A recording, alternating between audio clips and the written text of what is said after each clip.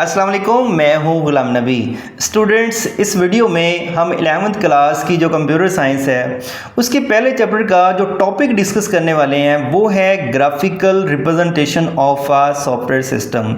Students, जब एक software को बनाया जाता है तो उसको बनाने से पहले हम मल्टीपल किस्म की डायग्राम्स की मदद से उसे ग्राफिकली रिप्रेजेंट करते हैं। और स्टूडेंट्स, एक सॉफ्टवेयर को ग्राफिकली रिप्रेजेंट करने के लिए जो हम मल्टीपल किस्म की डायग्राम्स इस्तेमाल करते हैं उनमें से एक टाइप ऑफ डायग्राम आज हम इस वीडियो में साथ डिस्कस करेंगे जिसे हम कहते हैं यूज केस डायग्राम।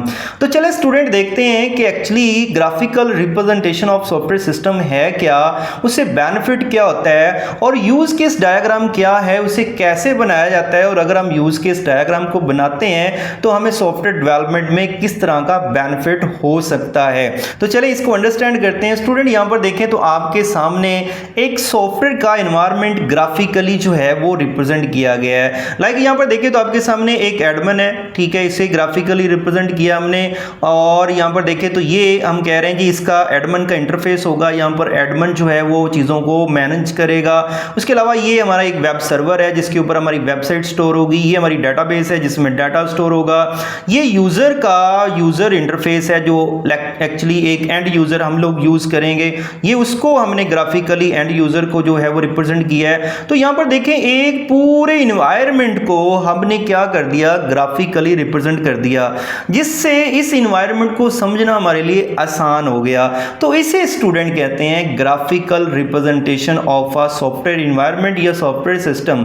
तो इसी तरह जब स्टूडेंट एक सॉफ्टवेयर को बनाया जाता है तो उसे और भी मल्टीपल डायग्राम्स की मदद से उसकी जो इंटरनल स्ट्रक्चर होती है उसको डायग्रामेटिकली या ग्राफिकली रिप्रेजेंट किया जाता है। लाइक हम ग्राफिकली ये रिप्रेजेंट करेंगे कि हमारे इस सॉफ्टवेयर के अंदर जो हम बनाएंगे उसके अंदर फंक्शनैलिटीज कितनी है, कौन सा यूजर किस फंक्शनैलिटीज को परफॉर्म करेगा, लाइक एडमिन परफॉर्म करेगा या सिंपल यूजर परफॉर्म करेगा, इन चीजों को ग्राफिकली हम रिप्रेजेंट करेंगे। उसके अलावा हमारे एक सॉफ्टवेयर के अंदर कितनी चीजें पार्टिसिपेट कर रही हैं उनको ग्राफिकली रिप्रेजेंट करेंगे, उनके दरमियान इंटरेक्शन क्या है, उनके दरमियान डाटा कैसे मूव होगा उसे ग्राफिकली रिप्रेजेंट करेंगे।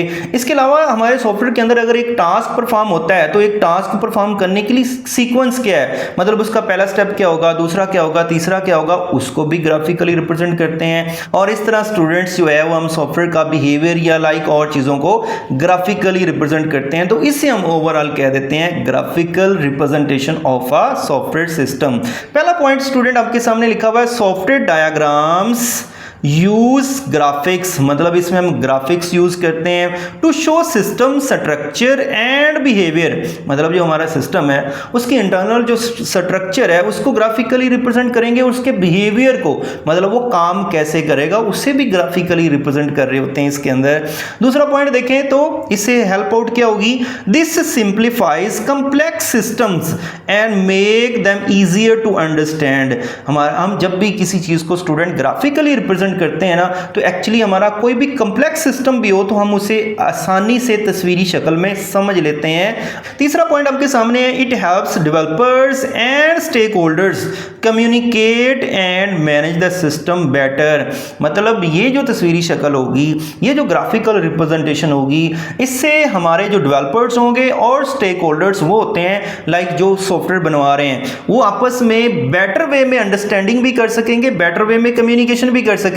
तस्वीरी शक्ल में जब हम उस चीज को प्रेजेंट कर रहे होंगे तो बेटर वे में वो समझ सकेंगे, डेवलपर भी कि क्या इन्होंने बनवाना है और स्टेक होल्डर भी बता सकेंगे कि ये कुछ हमने बनवाना है। अब स्टूडेंट्स, जब हम सॉफ्टवेयर को ग्राफिकली रिप्रेजेंट करते हैं तो उसको ग्राफिकली रिप्रेजेंट करने के लिए हम लैंग्वेज का इस्तेमाल करते हैं। उस लैंग्वेज का हम नाम देते हैं UML, यूनिफाइड मॉडलिंग लैंग्वेज। मतलब स्टूडेंट्स ये समझ लें कि ये एक लैंग्वेज है और इसकी मदद से हम कुछ डाटा लिखते नहीं है बल्कि एक चीज को ग्राफिकली रिप्रेजेंट करते हैं और इसकी कुछ टाइप्स भी हैं हमारे पास। तो यहां पर देखें वो कह रहे हैं जी, यूनिफाइड मॉडलिंग लैंग्वेज जिसे हम UML कहते हैं, इज आ स्टैंडर्डाइज वे, ये एक स्टैंडर्डाइज तरीका है किस चीज का, to visualise the design of software system, एक सॉफ्टवेयर सिस्टम को विजुअलाइज करने के लिए, उसे रिप्रेजेंट करने के लिए, उसे ग्राफिक शक्ल देने के लिए एक स्टैंडर्डाइज जो तरीका है वो हमारे पास UML है, यूनिफाइड मॉडलिंग लैंग्वेज।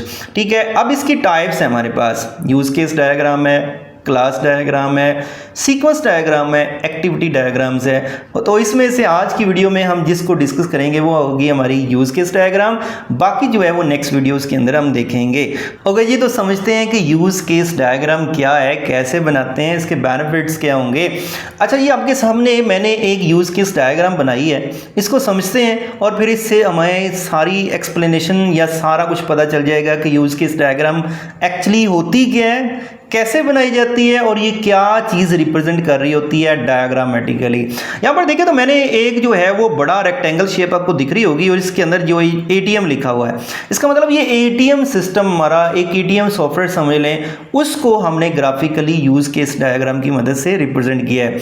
ओके जी, ये जो एटीएम मशीन है अब ये कौन कौन से फंक्शन परफॉर्म कर सकती है, यहाँ पर देखें तो आपके सामने लिखे हुए हैं कैश विदड्रॉ कर सकते हैं, ट्रांसफ़र फंड कर सकते हैं, डिपॉजिट फंड कर सकते हैं और इसे रीफिल कर सकते हैं। इसका मतलब ये हुआ कि यूज़ केस डायग्राम के अंदर हम एक बड़ा बॉक्स बना लेते हैं जिसको हम सिस्टम का नाम देते हैं, उसके अंदर ओवल शेप के अंदर उसके फंक्शंस लिख देते हैं। इतना काम हो गया। नेक्स्ट आपने क्या काम करना है, अब आपने एक्टर या यूज़र रिप्रेजेंट करने हैं, मतलब इस सॉफ्टवेयर को यूज़ कौन कौन से लोग कर सकते हैं। यहाँ पर देखें एक बैंक कस्टमर आपके सामने, लाइक हम लोग जाते हैं कैश विदड्रॉ करने के लिए, एक एक्टर कस्टमर होगा, दूसरा मेंटेनेंस पर्सन जो इसको फिल करेगा, रीफिल करेगा, और एक बैंक जिसके पास ट्रांजैक्शंस जाएंगी जो हम लोग परफॉर्म करेंगे। तो इसका मतलब ये हुआ कि अब हमने क्या कर लिए, अपने एक्टर्स भी क्या कर लिए, रिप्रेजेंट कर लिए। और स्टूडेंट्स याद रखिएगा एक एक्टर को रिप्रेजेंट करने के लिए यूज केस डायग्राम के अंदर हम ये सिंबल यूज करते हैं, ये एक्टर का सिंबल होता है, ठीक है। अब हमने क्या करना है, इन एक्टर्स को उन फंक्शंस के साथ लाइन के जरिए जोड़ देना है जो फंक्शंस इन एक्टर्स ने परफॉर्म करने हैं। लाइक देखें एक कस्टमर है, वो कैश विदड्रॉ करेगा, वो फंड ट्रांसफर कर सकता है और वो डिपॉजिट फंड कर सकता है। तो ये देखें तीनों इसके साथ जोड़ दिए। इसी तरह बैंक को जो ये ट्रांजैक्शन परफॉर्म करेगा वो बैंक के पास भी तो जानी है, बैंक का भी तो इसके साथ ताल्लुक है। तो यहाँ पर देखें हमारे पास जो है ये इसके साथ भी हमने जोड़ दिया। इसी तरह ये यूज केस हमने इस एक्टर के साथ जोड़ दिया। तो इस तरह से ये पूरी हमारी यूज केस डायग्राम बन गई। तो ओवरऑल अगर हम बात करना चाहें कि यूज केस डायग्राम होती क्या है, तो स्टूडेंट्स ऐसी डायग्राम जिसमें हम ओवरऑल एक रेक्टेंगल शेप के अंदर हम अपने सिस्टम के फंक्शंस लिस्ट कर लेते हैं, साथ एक्टर्स रिप्रेजेंट कर लेते हैं और उन एक्टर्स को उन फीचर्स के साथ लाइन के जरिए जोड़ देते हैं जो वो परफॉर्म कर सकते हैं। तो इसे हम क्या कहते हैं, यूज केस डायग्राम। अब देखें इससे हमें हमारे सिस्टम के सारे फीचर्स भी पता चल जाएंगे और किसने कौन सा फंक्शन परफॉर्म करना है ये भी हमें पता चल जाएगा। तो ये बेनिफिट है किसका, यूज केस डायग्राम। तो इसी तरह स्टूडेंट्स हमारी बुक के अंदर भी एक यूज केस डायग्राम बनी हुई है लाइब्रेरी मैनेजमेंट सिस्टम की। यहां पर देखें तो हमारे पास ये एक ओवरऑल रेक्टेंगल शेप है यूज केस डायग्राम की, मतलब एक लाइब्रेरी मैनेजमेंट सिस्टम को रिप्रेजेंट कर रही है। अब इसके अंदर कौन कौन से फंक्शन परफॉर्म हो सकते हैं, लाइक बुक को बोरो किया जा सकता है और बुक को रिटर्न किया जा सकता है, ठीक है। अब कौन कौन से एक्टर हैं जी इसमें, एक लाइब्रेरियन है इसमें एक्टर और एक है स्टूडेंट एक्टर। तो स्टूडेंट रिप्रेजेंट कर लिया और लाइब्रेरियन रिप्रेजेंट कर दिया। अब इन दोनों को हमने क्या कर दिया, यूज केस के साथ जोड़ दिया, मतलब उसके फंक्शंस के साथ जोड़ दिया। तो स्टूडेंट ने भी ये दोनों परफॉर्म करने हैं और लाइब्रेरियन ने भी ये दोनों परफॉर्म करने हैं। तो इसका मतलब ये हमारी यूज केस डायग्राम बन गई। तो इस तरह बिल्कुल सिंपल वे में हम किसी भी सिस्टम की यूज केस डायग्राम बना सकते हैं। तो यहां पर देखिए यूज केस डायग्राम की डेफिनेशन आपके सामने क्या है, इसको देख लेते हैं। Use case diagram provide a visual representation of system functionalities from users perspectives, मतलब यूजर के लिहाज से हमारे सिस्टम की कौन कौन सी फंक्शनैलिटीज हैं उनको ग्राफिकली रिप्रेजेंट करते हैं, किसकी मदद से, यूज केस डायग्राम की मदद से। नेक्स्ट स्टूडेंट्स जो है वो कुछ और पॉइंट्स देख लेते हैं जो हमारी बुक के अंदर इसके बारे में लिखे हुए हैं। A use case is a description of a set of instructions between a user like actor and a system to achieve a specific goal. वो कह रहा है कि एक यूज केस है क्या, एक स्पेसिफिक गोल या एक स्पेसिफिक टास्क को परफॉर्म करने के लिए सिस्टम और यूज़र के दरमियान जो एक इंटरेक्शन है उसे हम क्या नाम देते हैं, यूज़ केस का नाम देते हैं। नेक्स्ट स्टूडेंट देखें तो आपको बताया गया है use cases are identified based on the functionalities that a system must support to meet the users need. यहाँ पर स्टूडेंट कहा जा रहा है कि यूज़ केसेस को हम कैसे आइडेंटिफाई करते हैं कि हमारे एक सिस्टम के अंदर कौन कौन से यूज़ केसेस होंगे। तो ये समझ लें कि हमारे सिस्टम ने यूज़र की नीड को पूरा करने के लिए जो जो फंक्शनैलिटी परफॉर्म करनी है वो हमारे क्या हैं, यूज़ केसेस हैं। तो यहाँ पर ये बयान किया गया है। अब हमारे पास लिखा हुआ use case diagram are use for several purposes. हम किन मकासद के लिए यूज़ केस डायग्राम्स को इस्तेमाल कर लेते हैं, तो ये हमारे पास यूजेस या बेनिफिट्स लिखे हुए। नंबर 1 यहाँ पर देखें तो कैप्चरिंग फंक्शनल रिक्वायरमेंट, मतलब आप यूज़ केस डायग्राम की मदद से ये देख लेंगे कि आपके सिस्टम की फंक्शनल रिक्वायरमेंट्स क्या हैं, मतलब एक्चुअल आपके सिस्टम ने करना क्या है, उन्हें हम फंक्शनल रिक्वायरमेंट्स कहते हैं। तो यहाँ पर देखें they helps in identifying and documenting the functional requirement of the system, मतलब इनसे हम आइडेंटिफाई कर लेते हैं, शनाख्त कर लेते हैं कि हमारे सिस्टम की फंक्शनल रिक्वायरमेंट क्या होंगी, मतलब हमारे सिस्टम ने करना क्या है, उनको डॉक्यूमेंट कर लेंगे इस डायग्राम की मदद से। एक तो बेनिफिट हमें ये होगा। दूसरा बेनिफिट क्या होगा स्टूडेंट, यहां पर देखें अंडरस्टैंडिंग यूजर इंटरेक्शन, मतलब अब हमें यहां से यह भी पता चल सकेगा इन डायग्राम्स की मदद से, हम ये देख सकेंगे कि एक यूजर ने एक सिस्टम के साथ जो इंटरेक्शन करनी है, जो काम परफॉर्म करना है, वो किस तरीके से परफॉर्म करना है। तो यहां पर देखें आपके सामने स्टूडेंट लिखा हुआ है they illustrate how different users will interact with the system, मतलब हमें यह भी पता चल जाता है इस डायग्राम की मदद से कि डिफरेंट जो यूजर्स हैं उन्होंने कैसे हमारे सिस्टम के साथ कनेक्ट होना है, इंटरेक्ट करना है। उसके बाद तीसरा देखें तो प्लानिंग एंड टेस्टिंग, मतलब ये कि अब देखिए हमें पता चल गया कि कौन सा फंक्शन है किस एक्टर ने परफॉर्म करना है, तो जब हम उसको बना लेंगे, तो जब हम टेस्ट करेंगे तो उस एक्टर के लिहाज से उस फंक्शन को टेस्ट करेंगे, तो इसका मतलब हम प्लान कर सकेंगे और टेस्ट कर सकेंगे उस डायग्राम की मदद से अपने सिस्टम को जब वो डेवलप हो जाएगा। तो यहां पर देखें प्लान एंड टेस्टिंग क्या लिखा हुआ है, they aid in planning the development process and in designing test cases for validating the system functionalities, मतलब इससे हम प्लान भी कर सकेंगे क्या जो डेवलपमेंट प्रोसेस होगा उसमें भी हेल्प आउट मिलेगी, और जब हम उसको बना लेने के बाद उसको वैलिडेट करेंगे, उसको चेक करेंगे, तो हमें पहले ही पता होगा इस एक्टर की बेस पर हमने ये फीचर जो है वो टेस्ट करना है, तो हम इजीली इसको भी प्लान आउट कर सकेंगे। अच्छा नेक्स्ट स्टूडेंट्स, हमारे पास वो कौन से स्टेप्स हैं जिनको हम परफॉर्म करते हैं अपने सिस्टम के यूज केसेस को आइडेंटिफाई करने के लिए, मतलब ये तलाश करने के लिए कि हमारे सिस्टम ने कौन कौन से फंक्शन परफॉर्म करने हैं, उनको तलाश करने के लिए, उनको आइडेंटिफाई करने के लिए हम कौन से स्टेप्स परफॉर्म करते हैं, तो उनको अभी हम देखेंगे। नंबर 1 स्टूडेंट आपके सामने देखें तो आइडेंटिफाई द एक्टर, पहले तो आप शनाख्त करें कि आपके सिस्टम के एक्टर कौन कौन से हैं, मतलब आपके सिस्टम में कौन कौन से यूजर हैं, ठीक है। एडमिन एक एक्टर होगा, एक स्टूडेंट एक्टर होगा, एक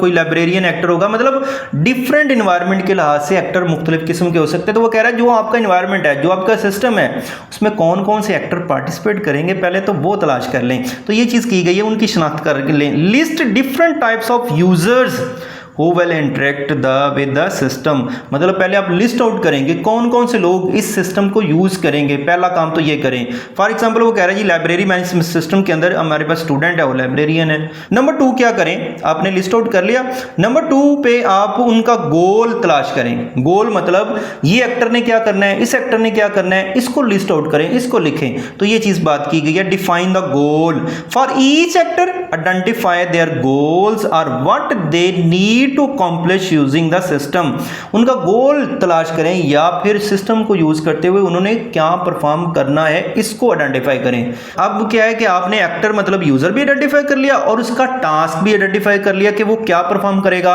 अब इन दोनों के दरमियान क्या बना दें, इंटरेक्शन बना दें, लाइन जोड़कर, जो अभी हमने पीछे देखा था। Outline the interaction, show how user and the system work together to get the things done, अब ग्राफिकली उसको शो कर दें कि कैसे वो सिस्टम और वो यूज़र आपस में काम करेंगे उस एक टास्क को परफॉर्म करने के लिए।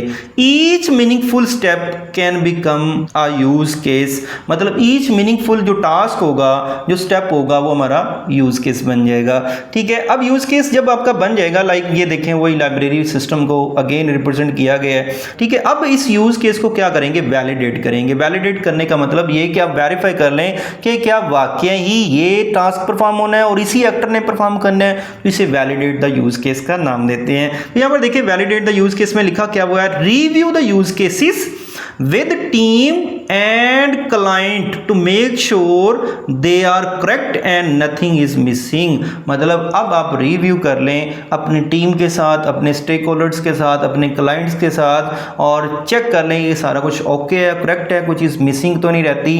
तो इस तरह हम क्या करते हैं स्टूडेंट, यूज केसेस को आइडेंटिफाई करते हैं और उनको डायग्रामेटिकली शो करते हैं। तो स्टूडेंट्स ये थी कहानी graphical representation of a software system.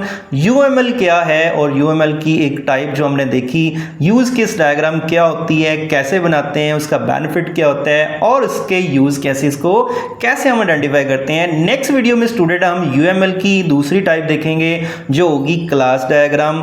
तो स्टूडेंट्स इस वीडियो को आपने लाइक जरूर करना है और अगर अभी तक आप लोगों ने इस चैनल को सब्सक्राइब नहीं किया तो सब्सक्राइब लाजमी करना है। थैंक यू, अल्लाह हाफिज़।